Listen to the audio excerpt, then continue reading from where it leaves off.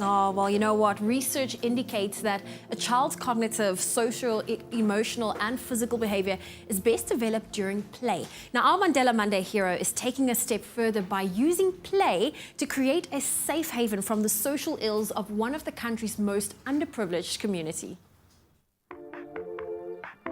Dlala is a social enterprise based in Hillbrow, and we aim to facilitate those very vulnerable hours of kids' lives, especially when they come home from school. And given the area and the reputation that the inner city has with drugs and prostitution and all that kind of stuff, we try and not necessarily shelter the kids from these exposures or experiences, but just give them something else to do.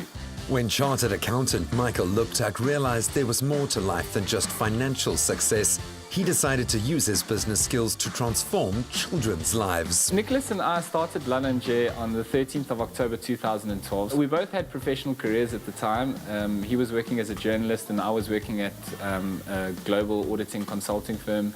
I learned a lot about relationships. I learned a lot about where I wanted my time to go. For me, it was about living life and having fun, and being involved in something that you're proud of was like something that made me want to stray away from that industry. And I learned a lot, and I'm very grateful for the journey that I've gone through, but this is my passion now, I would say.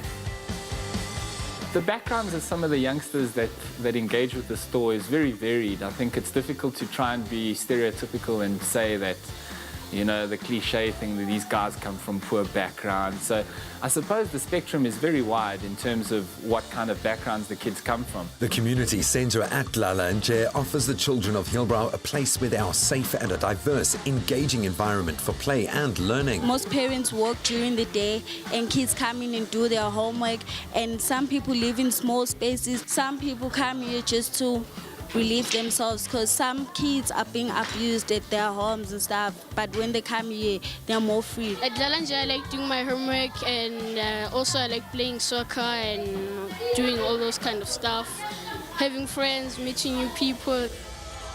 The activities that we put together in Dlala is very much centered around our capabilities, our means and the resources that we have available to us. There's also homework facilitators that are helping the kids with some of their difficult homework and stuff like that. We've got tutors for maths and science which are coming once a week and doing work upstairs.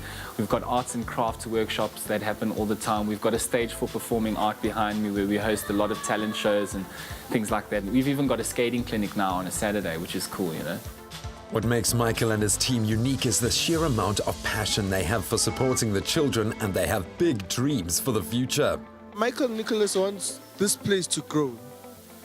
Like, they want to see kids happy all the time. Not when they come in here, they find sad faces and stuff. We do our level best that we get the kids around to enjoy this place as Dlala, because Dlala just means just play. You just need to play with them.